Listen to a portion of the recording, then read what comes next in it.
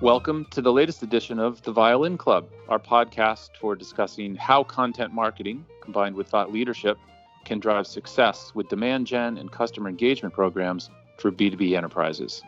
In each episode, we invite fellow marketers to join us in a roundtable discussion about recent developments in digital marketing, along with keys to providing best-in-class lead generation programs that activate prospects and help make informed decisions for both sales and marketing.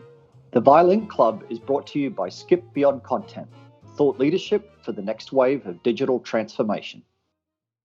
Hi, everyone. My name's Chris Finch, and I am absolutely thrilled to welcome you all to the premiere of our podcast, The Violin Club, brought to you by Skip Beyond Content. In this podcast, we invite a different guest to join us in a discussion about current marketing trends and all things beyond thought leadership content. My business partner, Steve Williams, and I drew straws to see who would get to host our first show, and I won. So for the next 45 minutes or so, I will be your host, and with me today as our very first guest on the Violin Club is Steve Williams. Welcome, Steve. Thanks very much, Chris. I'm not sure if I got the long straw or the short straw there, but happy to take the role as the person being interviewed and looking forward to ultimately where the Violin Club leads us. Well, you'll be our guinea pig, and if it doesn't work out well, there's a long line of guys standing behind you. I think if we talk about the format, by and large, that with the Violin Club, the intention really is that we're looking to have a tri-series format of doing these interviews, where you'll be interviewing me, and then I'm interviewing you, and then we'll bring in a guest for the third series interview. Yeah, I think that's right, and I'm just excited to finally be getting this off the ground after all the discussion that we've had about this. We've talked a ton about how excited we are to finally get this podcast going, and all the different people that we want to invite as guests, and the variety of topics that we're just dying to dig into. But I'd like to start by asking you what you personally are hoping to get out of doing a podcast where we get to talk not only to each other, but with other marketers about what is and what isn't working for them.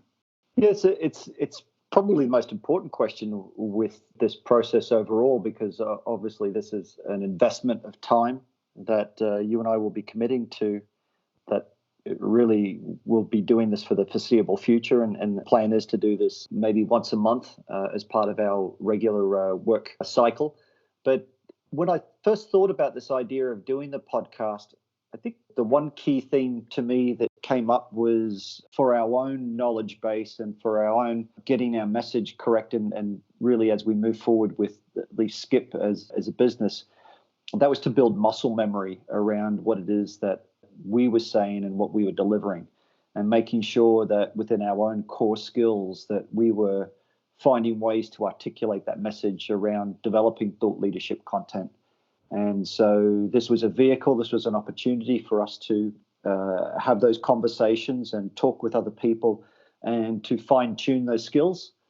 So while, we believe that there will be an audience out there, or we hope that there's an audience out there that will listen to this, this is very much a tool for ourselves to hone those skills.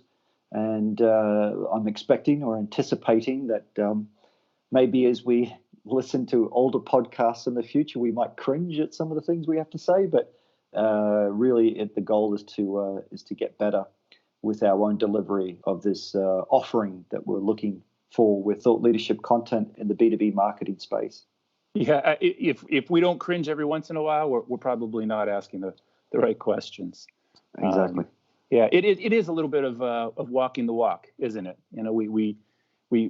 We understand, we have a strong belief in what we're doing, and we have a lot of evidence and experience suggesting that it's the right direction.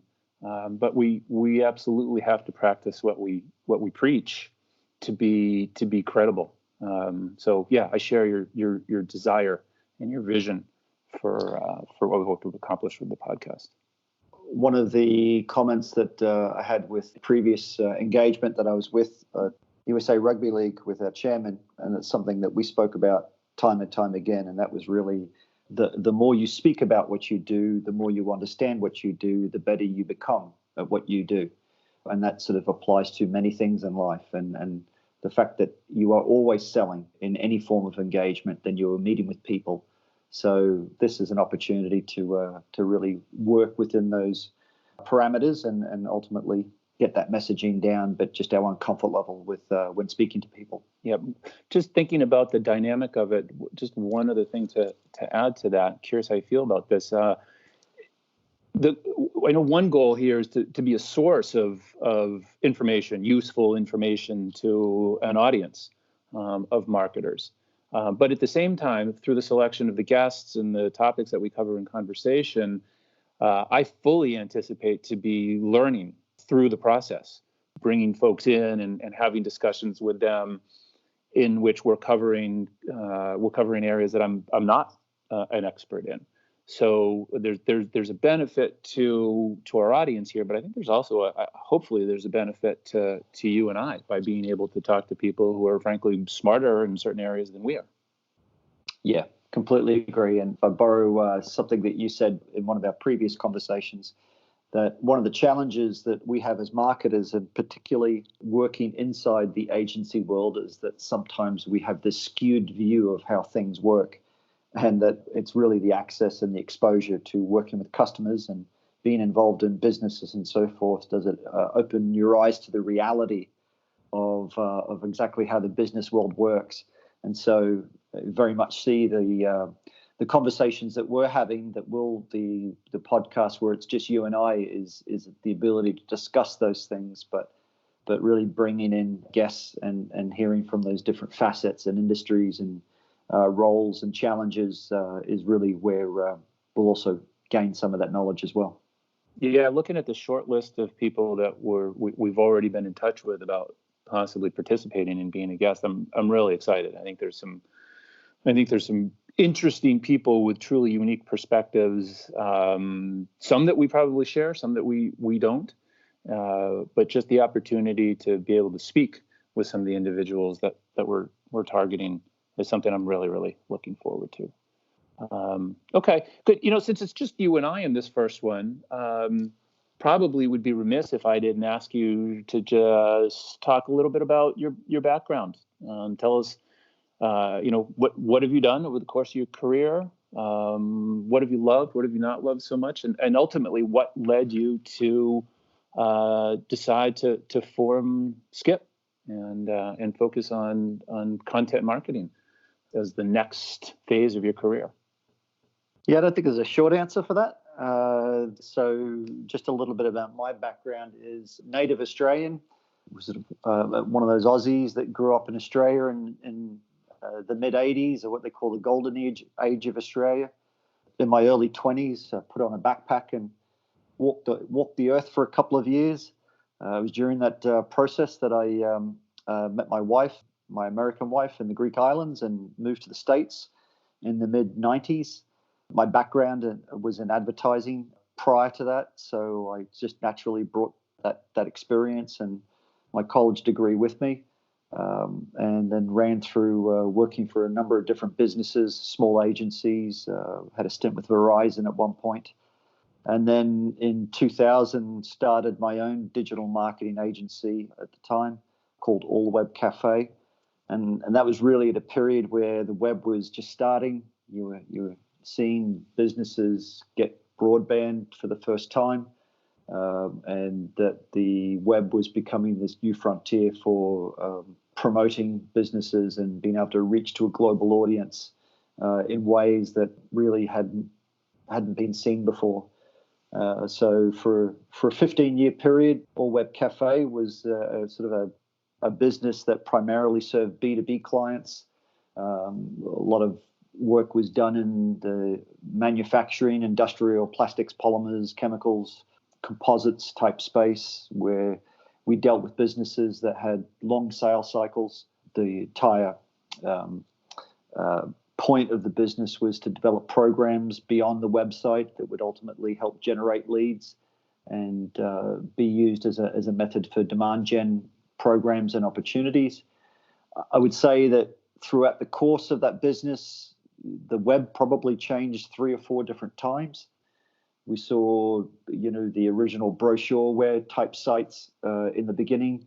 SEO then became a big focus, and which is a period that I enjoyed, where we actually developed our own tools. Some of those tools were used for doing page rankings with the programs that we worked on.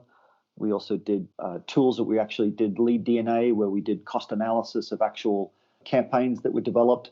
And there was also some tools that would help facilitate conversations for keywords that people would use, that they would see important, they would somehow want to inject into the conversations as part of the campaigns. So it was this very holistic type approach to this B2B space. Of course, like all things, they don't last forever. The web changed. Google changed its algorithms. A lot of the programs and tools that we were using became obsolete just simply because that data was then held back. I would say the next phase that we saw was really the change in social media, but also the change with mobile technologies and just how sites were built. It was really around 2015, the All Web Cafe had run its course. The business of building websites was becoming more and more complex.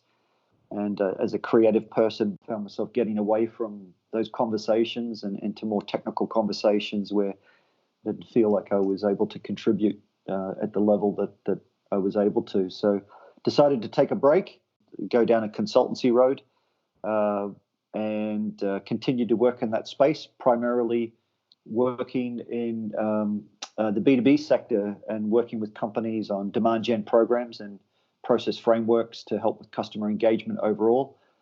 It was during this time that sort of saw a new opportunity that was there for businesses that was around thought leadership and using thought leaders inside of companies to be able to prop them up and take the company's value proposition and apply those to select individuals who really, I would say for some companies, they were people that were a resource center and a beacon for knowledge that worked inside their industry and worked with business partners to help drive sales.